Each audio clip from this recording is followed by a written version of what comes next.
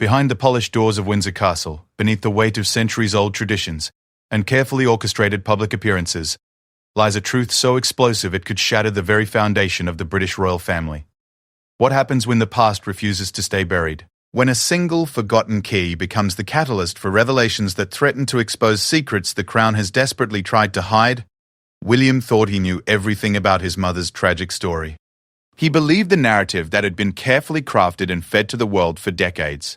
But sometimes, the most devastating discoveries come not from seeking the truth, but from stumbling upon it in the most unexpected moments. In the shadowed corridors of power, where every word is measured and every gesture calculated, one man's accidental discovery is about to unleash a storm that will force the royal family to confront a past they thought was safely locked away forever. The key to Diana's secret room wasn't just a piece of metal, it was the key to everything they had been hiding. What William found that day would change not just his understanding of his mother, but his entire perception of the family he was born to serve. Some doors, once opened, can never be closed again. The morning rain pelted against the ancient windows of Kensington Palace as William made his way through the familiar corridors that had once been his childhood home. 25 years had passed since his mother's death, yet these halls still echoed with memories of laughter, tears, and whispered conversations that had shaped his understanding of duty, love, and loss. He had returned to oversee the final preparations for converting Diana's former apartments into a memorial space. The decision hadn't been easy, but both he and Harry had agreed it was time to transform their mother's private quarters into something the public could experience, a place where her humanitarian legacy could continue to inspire future generations. The restoration team had been working for months, carefully cataloguing every item, every piece of furniture, every photograph that would either be displayed or archived. William had insisted on personally reviewing each room before the official opening, wanting to ensure that the space honored his mother's memory while respecting the family's privacy. As he walked through the drawing room where Diana had once entertained guests and held private meetings with charity representatives, William felt the familiar pang of grief that still caught him off guard after all these years. The room had been restored to its former elegance, with the same cream-colored walls and carefully chosen artwork that his mother had loved so much. Sarah Mitchell, the head curator, approached him with a clipboard in her hand and a concerned expression on her face. She had been working on the project for 8 months and had developed a deep respect for Diana's memory through handling her personal belongings and learning about her private life. "Your Royal Highness, we've completed the main rooms, but there's something I need to discuss with you," Sarah said, her voice carrying a note of uncertainty that immediately caught William's attention. "What is it?" William asked, setting down the photo he had been examining. Sarah hesitated for a moment before continuing. "During our work in your mother's private study, we discovered something unusual. Behind the bookshelf on the east wall, there appears to be a concealed door. Our structural engineer noticed it during the renovation work, but we haven't opened it. We felt it was important to inform you first."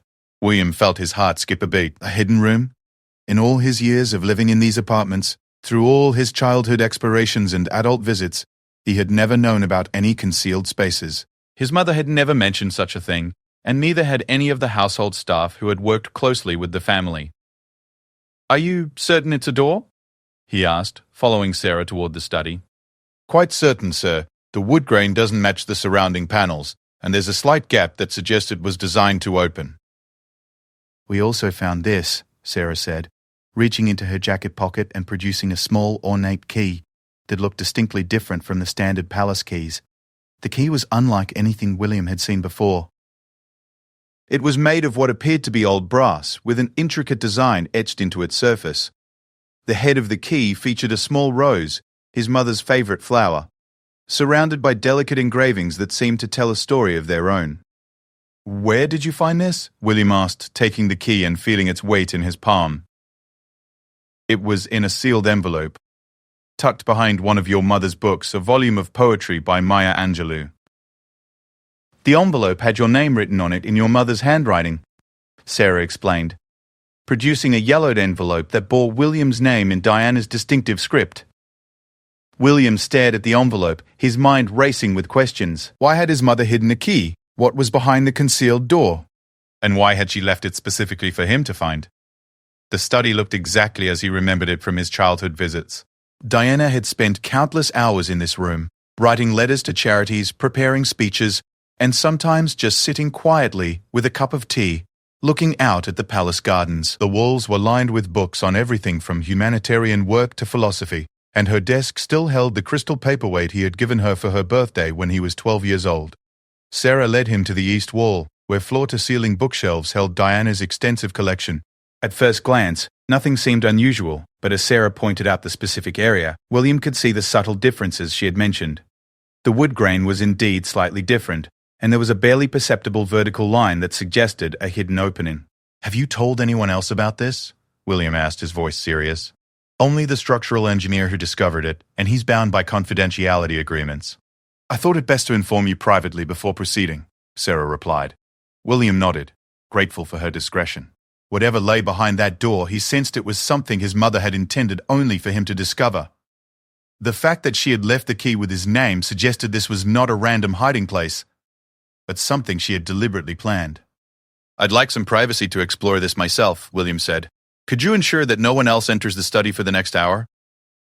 "Of course, Your Royal Highness. I'll make sure you're not disturbed," Sarah said, backing toward the door. Once he was alone, William approached the bookshelf with the key clutched tightly in his hand. His heart was pounding as he examined the area more closely, running his fingers along the wood, until he found what felt like a small keyhole, cleverly concealed within the decorative molding. The key slid into the lock with surprising ease, as if it had been waiting all these years to fulfill its purpose. With a soft click, the mechanism engaged, and a section of the bookshelf swung inward, revealing a narrow doorway that led into darkness. William pulled out his phone and activated its flashlight, stepping carefully through the opening. The space beyond was small but not cramped, perhaps 8 feet by 10 feet, and appeared to have been designed as a private retreat. The air was stale but not musty, suggesting the room had been sealed relatively recently. As his eyes adjusted to the dim light, William began to make out the contents of the room. Along one wall was a small writing desk, simpler than the one in the main study, with a comfortable chair positioned in front of it. Above the desk hung several photographs that made William's breath catch in his throat. The photographs showed his mother in moments he had never seen before, candid shots of Diana laughing with people he didn't recognize, embracing individuals who appeared to be from various walks of life. Some of the photos seemed to have been taken in hospitals or charitable institutions, but others were clearly in more private settings. On the desk itself lay several journals, their leather covers worn from use. Beside them was a small stack of letters, bound with a blue ribbon, and what appeared to be official documents. In folders marked with names he didn't immediately recognize, William approached the desk slowly, feeling as though he was intruding on something deeply personal. Even though his mother had clearly intended for him to find this space, the journals drew his attention first. The topmost one was labeled simply "Private Thoughts" in Diana's handwriting. With trembling hands, he opened the journal to a random page and began to read his mother's words, written in her distinctive, flowing script. What he found there made his blood run cold. The entry was dated just 3 months before Diana's death in Paris. In it, she wrote about her growing fears that certain members of the royal family and establishment figures were actively working to discredit her and limit her influence. She mentioned specific conversations where she felt threatened and expressed concern about her safety and the safety of her children. But it wasn't just paranoia or general anxiety that filled these pages. Diana had documented names, dates, and specific incidents that painted a picture of systematic intimidation and manipulation. She wrote about phone calls being monitored, her mail being intercepted, and meetings being arranged under false pretenses to gather information about her activities and relationships. William flipped through several more pages, each one revealing more disturbing details about his mother's final months. She had clearly been conducting her own investigation into the forces she believed were working against her, collecting evidence and documentation that she hoped would protect her and expose the truth. One entry, written just weeks before her death, was particularly chilling. Diana wrote about a conversation she had overheard between 2 senior royal household members discussing the Diana problem and the need to find a permanent solution to her continued humanitarian work and public statements that were becoming increasingly problematic for the institution. William set the journal down with shaking hands and reached for the stack of letters bound with ribbon. The return addresses were from various sources, some from friends and supporters, others from people he didn't recognize. But as he untied the ribbon and began examining the letters more closely, a pattern emerged. Several of the letters were from journalists and investigators who had contacted Diana with information about suspicious activities within the royal household and the British intelligence services. They spoke of surveillance operations, character assassination campaigns, and what some described as extreme measures being considered to neutralize threats to the monarchy's reputation. One letter, from a former MI6 operative, was particularly explicit. The writer claimed to have knowledge of a plan to eliminate the problem that Diana had become, and offered to provide detailed evidence in exchange for protection. The letter was dated just 2 weeks before Diana's fatal car crash in Paris. William felt sick as he continued reading. His mother hadn't just been a victim of media harassment or royal family disapproval. If these documents were genuine, she had been the target of something far more sinister and organized. The official documents in the folders proved to be even more shocking. Diana had somehow obtained copies of intelligence reports, meeting minutes and correspondence between high-ranking officials discussing her activities and influence. The documents painted a picture of an establishment that viewed Diana not just as a problem, but as a genuine threat to the stability and reputation of the monarchy. One folder was labeled Camilla, and William's hands froze as he saw it. His father's relationship with Camilla Parker Bowles had been a source of pain and controversy throughout his parents' marriage and beyond. But what could Diana have documented about Camilla that required hiding in a secret room? With growing dread, William opened the folder and found himself looking at photographs, documents, and handwritten notes that revealed the true extent of his father's relationship with Camilla, not just during his marriage to Diana, but going back years before the royal wedding had even been announced. The evidence suggested that Charles and Camilla had never truly ended their relationship, even during his marriage to Diana. There were hotel receipts, travel itineraries that showed them in the same locations during times when Charles was supposedly elsewhere, and copies of correspondence that revealed not just an ongoing romantic relationship, but active planning and coordination to maintain their affair while Charles was married to Diana. But more disturbing were the documents that suggested Camilla had been involved in some of the efforts to monitor and control Diana's activities. Phone records showed frequent calls between Camilla and certain royal household members during periods when Diana was experiencing particular difficulties or harassment. William discovered copies of letters that Camilla had written to influential friends and media contacts, spreading rumors and negative stories about Diana's mental health, her fitness as a mother, and her suitability for royal duties. The letters revealed a coordinated campaign to undermine Diana's reputation and credibility, led in part by the woman who would later become his stepmother. As William continued to examine the contents of the secret room, he realized that his mother had been far more aware of what was happening to her than anyone had known. She had been systematically gathering evidence, building a case, and preparing to defend herself against forces that she clearly believed posed a real threat to her safety and her ability to continue her humanitarian work. The final item on the desk was another journal, this one labeled, "For William and Harry." Inside the front cover, Diana had written a letter addressed to her sons, explaining why she had created this hidden archive and what she hoped they would do with the information if something happened to her. In the letter, Diana wrote about her love for her sons and her desire to protect them from the truth until they were old enough and strong enough to handle it. She explained that she had discovered things about the royal family and the establishment that had shaken her faith in the institution she had married into, but that she still believed in the possibility of reform and positive change. She asked William and Harry to use the evidence she had gathered, not for revenge or personal gain, but to ensure that the truth would eventually come to light, and that the monarchy could be held accountable for its actions. She expressed hope that they would find a way to honor her memory while working within the system to create the kind of open, compassionate royal family that she had always envisioned. As William finished reading his mother's letter, he felt overwhelmed by the magnitude of what he had discovered. The secret room wasn't just a hiding place for documents. It was Diana's attempt to ensure that the truth about her final years would someday be revealed, and that her sons would have the evidence they needed to seek justice. But with this knowledge came an impossible burden. How could he reconcile what he had learned with his love for his father and his commitment to the royal family?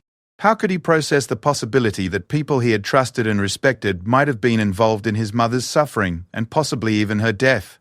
William carefully placed all the documents back on the desk and stepped back, his mind reeling with the implications of what he had found. He now understood why his mother had hidden this room and why she had left the key for him to discover. She had known that someday, when he was ready, he would need to know the truth about what had really happened to her. As he prepared to leave the secret room, William took one last look around, committing every detail to memory. Tomorrow, he would need to decide what to do with this information. But tonight, he simply needed to process the fact that everything he thought he knew about his mother's final years, and about his own family, had just been turned upside down. The key felt heavier in his pocket as he secured the hidden door and left the study, knowing that his life had been irrevocably changed by what he had discovered in Diana's secret room. 3 sleepless nights had passed since William's discovery of Diana's secret room, and each morning brought fresh waves of confusion, anger, and grief that threatened to overwhelm him. He had barely spoken to Catherine, claiming he needed time to process some unexpected findings related to the memorial project. The truth was far more complicated than he could explain to anyone, even his wife.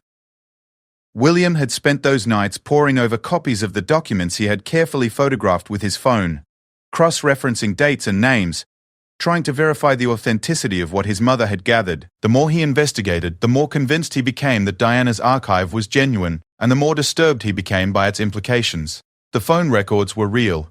He had discreetly verified several of the numbers through palace contacts. The hotel receipts bore authentic logos and formatting that would have been difficult to forge. The handwriting samples matched known examples of Camilla's correspondence. Everything pointed to the uncomfortable conclusion that his mother had indeed been the target of a systematic campaign to discredit and control her. On the 4th morning, William made a decision that would have far-reaching consequences for the entire royal family. He placed a call to his private secretary, requesting an immediate and confidential meeting with Camilla. He needed to confront her directly about what he had found, both to give her a chance to explain and to gauge her reaction to being confronted with evidence from Diana's archive. The meeting was arranged for that afternoon at Clarence House, under the pretense of discussing upcoming charity engagements.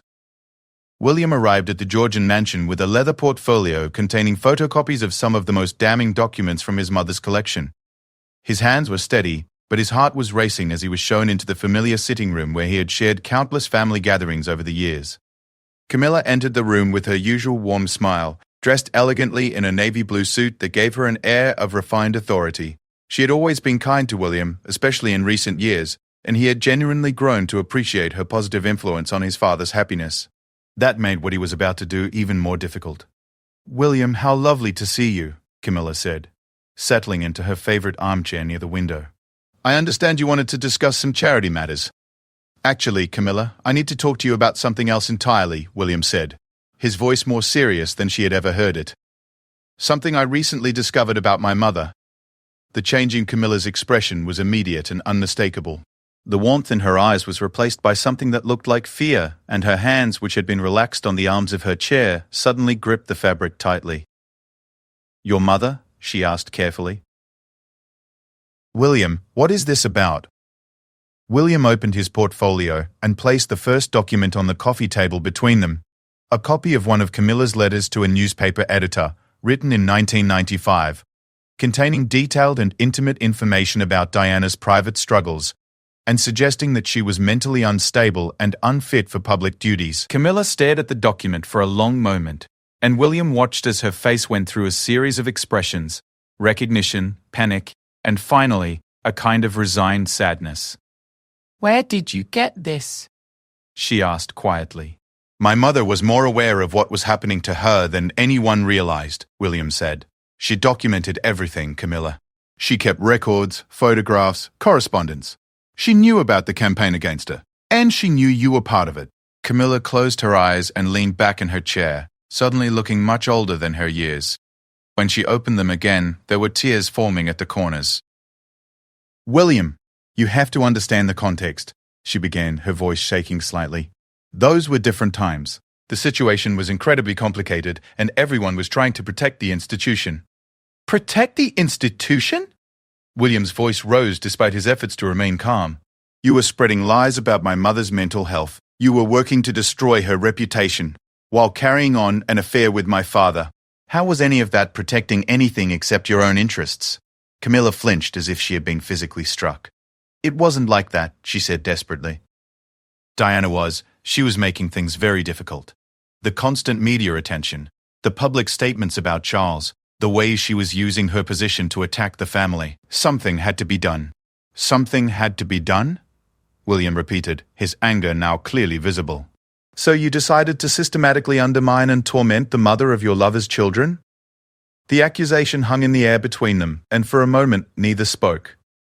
Camilla wiped her eyes with a tissue and seemed to be gathering herself for what William sensed would be either a full confession or a complete denial. "There's more," William said, placing another document on the table, phone records showing frequent calls between Camilla and senior royal household members during periods when Diana was experiencing particular harassment or security concerns. Camilla looked at the phone records and her shoulders sagged in defeat. "How much do you know?" she asked quietly. "I know about the coordination between you and certain palace officials. I know about the media manipulation, I know about the surveillance," William said. "What I don't know is how far it went. Did you know about the threats against her safety?" The question seemed to shock Camilla back to attention. "Threats?" "William, what are you talking about?" William studied her face carefully, looking for signs of deception. "My mother documented conversations about a permanent solution to what you all called the Diana problem. She had correspondence from intelligence sources warning her about plans to eliminate the threat she posed." Camilla's face went white. "You can't possibly think that we would—" She couldn't finish the sentence. "What am I supposed to think, Camilla? You were part of a campaign to destroy my mother's credibility and reputation. You had access to information about her movements and security arrangements. You were coordinating with people who clearly saw her as more than just an inconvenience."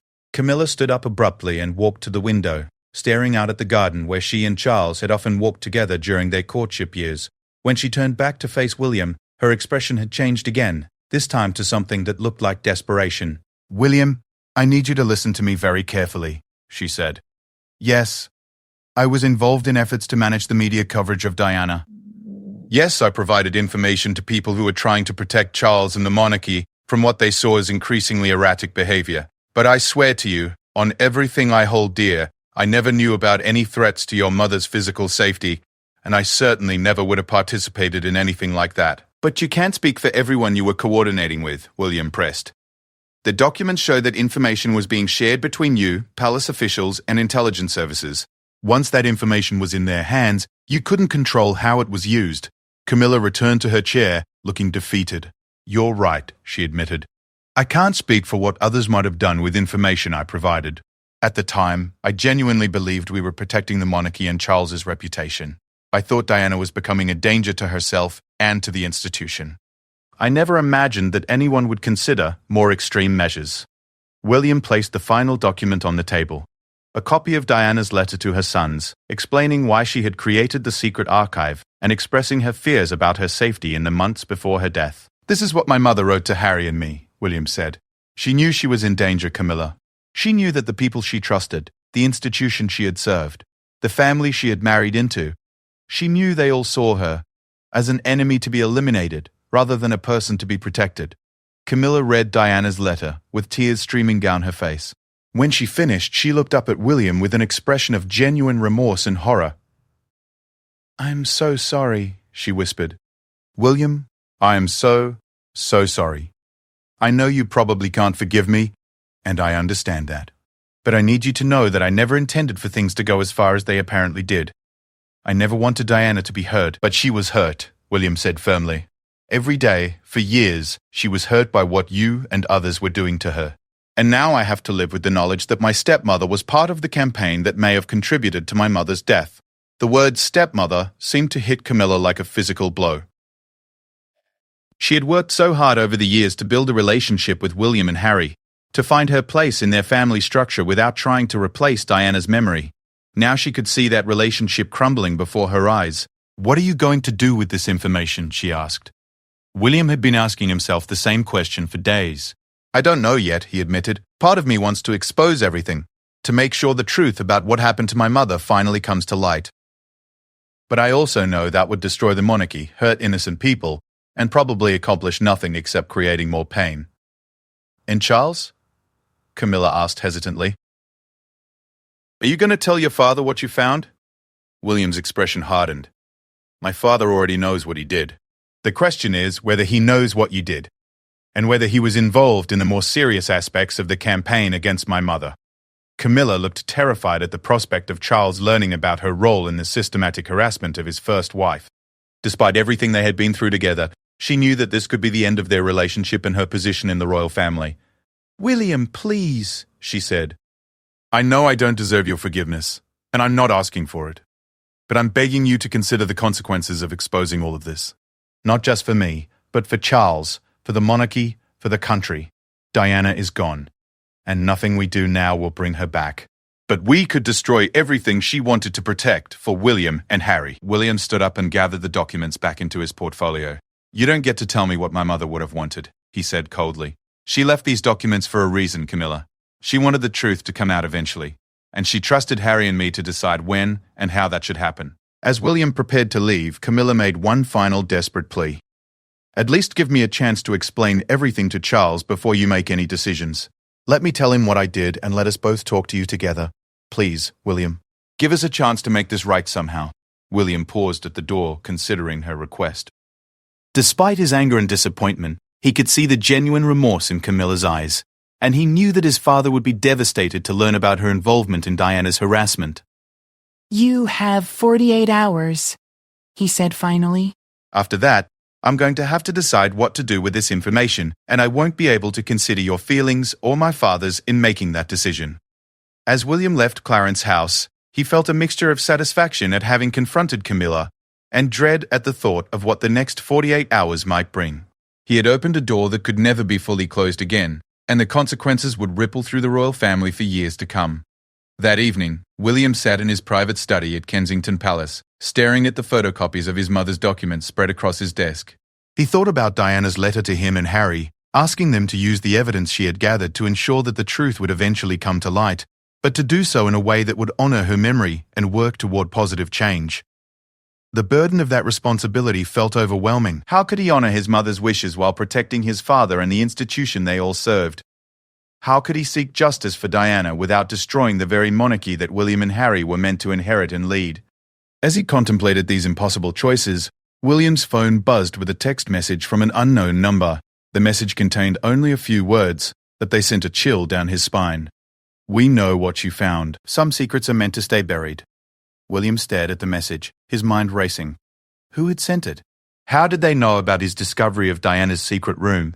And most importantly, what did they intend to do to keep the secrets from being revealed? He quickly forwarded the message to his personal protection officers and requested immediate security review of his phones and digital communications. But as he sat alone in his study, surrounded by evidence of a conspiracy that had apparently continued long after his mother's death, William realized that his discovery of Diana's secret room was just the beginning of a much larger and more dangerous story. The next 48 hours would determine not just the future of his relationship with Camilla and his father, but possibly the future of the monarchy itself. And based on the threatening message he had just received, William understood that there were still people who would go to great lengths to keep Diana's secrets buried forever. The threatening text message had shattered any illusion William might have had about keeping his discovery of Diana's secret room contained within the family. Within hours of receiving it, his security team had traced the message to a burner phone purchased with cash, confirming his worst fears. Someone with significant resources and operational knowledge was monitoring his activities and was determined to prevent Diana's secrets from becoming public. William spent a restless night considering his options, knowing that he was now caught between his desire to honor his mother's wishes and the very real danger that pursuing the truth might pose to himself, his family, and the stability of the monarchy. The threatening message had made it clear that the same forces Diana had feared were still active and still willing to take extreme measures to protect their secrets. By morning, William had made a decision that would have seemed impossible just days earlier. Rather than waiting for Camilla and Charles to come to him with explanations and apologies, he would take control of the situation by demanding a meeting with the one person who might have answers about the broader conspiracy his mother had uncovered. Sir Malcolm Whitfield, the former director of MI5, who had served during the final years of Diana's life. Whitfield, now in his 70s and officially retired, maintained an office in London as a security consultant to various government agencies and private organizations. William's request for a meeting, made through carefully encrypted channels, was granted immediately, a response that itself suggested Whitfield had been expecting this conversation for some time. The meeting took place in a nondescript office building in central London, in a room that Whitfield's assistant assured William was completely secure from electronic surveillance. When William arrived, he found Whitfield waiting alone, a tall, distinguished man with silver hair and the kind of calm demeanor that suggested he had spent decades managing dangerous secrets. "Your Royal Highness," Whitfield said, rising from his chair as William entered. "I suspect I know why you're here." William took a seat across from Whitfield and placed his leather portfolio on the table between them. "Then you'll understand why I need complete honesty from you, Sir Malcolm. I've discovered documents that suggest my mother was under surveillance by intelligence services in the months before her death. and that there may have been active planning to neutralize what was perceived as a threat she posed. Whitfield nodded slowly. Your mother was indeed under surveillance, but not in the way you might think, he said. The operation wasn't designed to harm her, but to protect her from elements within the royal household and the establishment who were growing increasingly frustrated with her independence and influence. This was not what William had expected to hear. Protect her? The documents suggest that intelligence services were coordinating with palace officials and others to discredit and control her. Quote, some were, Whitfield admitted.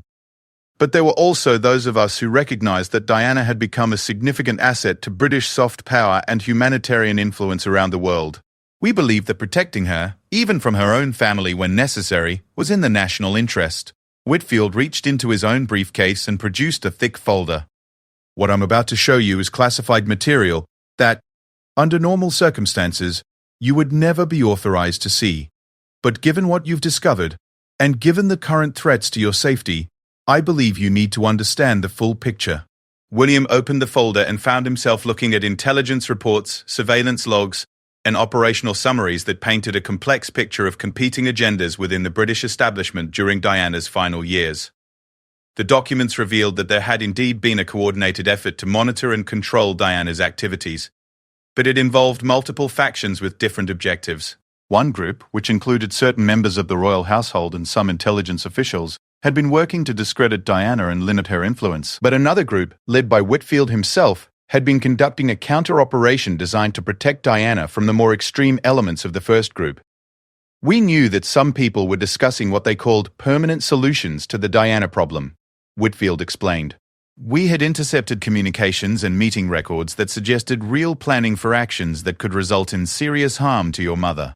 So we initiated our own operation to monitor those individuals and prevent any such action from being carried out.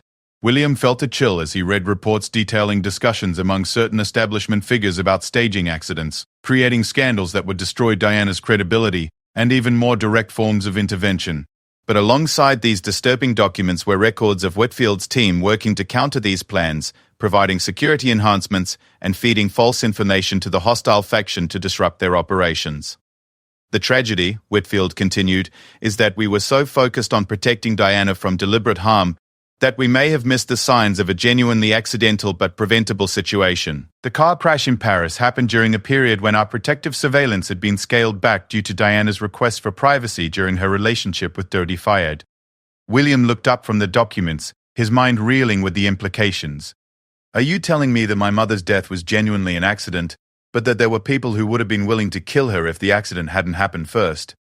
That's my assessment based on the intelligence available at the time, Whitfield said solemnly. The investigation into the crash found no evidence of foul play, but there is substantial evidence that certain individuals were planning actions that could have resulted in your mother's death if circumstances had been different. William set down the folder and tried to process this new information alongside what he had learned from Diana's secret room. What about Camilla? Was she involved in the more serious discussions about harming my mother? Whitfield shook his head. Mrs. Parker Bowles was certainly involved in the media manipulation and reputation management efforts, but she was not privy to the discussions about more extreme measures. She was, in many ways, a useful tool for people with much more serious objectives, but not a principal architect of the more dangerous plans. This provided some small comfort to William, but raised new questions about his father's potential involvement. And Charles, how much did he know?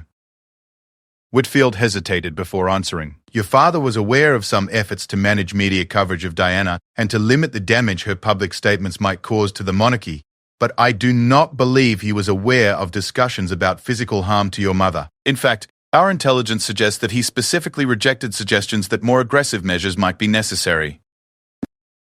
William felt a wave of relief, followed immediately by anger that his father had allowed any campaign against Diana to proceed, even if he hadn't known about its most extreme elements. Sir Malcolm, I received a threatening message yesterday suggesting that people are still willing to take action to keep these secrets buried. Are the same individuals involved? Whitfield's expression grew grave. Some of them, yes. The conspiracy against your mother involved people who are still alive and still in positions of power. Your discovery of Diana's archive represents a significant threat to their reputations and possibly their freedom, should a full investigation ever be conducted. What kind of people are we talking about? William asked. Senior civil servants, former intelligence officials, some members of the aristocracy, and yes, some individuals connected to the royal household who believed they were acting in the monarchy's best interests, Whitfield replied. These are people with significant resources and connections, people who have spent decades protecting state secrets and are quite capable of taking action to protect themselves. William felt overwhelmed by the magnitude of what he was learning. His mother had been caught in the middle of a conspiracy involving multiple factions within the British establishment, some working to destroy her, others working to protect her, and all of them operating without her knowledge or consent. "What should I do with Diana's documents?" William asked. "She left them for Harry and me, asking us to ensure that the truth eventually comes to light. But if I try to expose this publicly, it sounds like I'll be putting my own family at risk." Whitfield considered the question carefully. Your Royal Highness, may I suggest a different approach?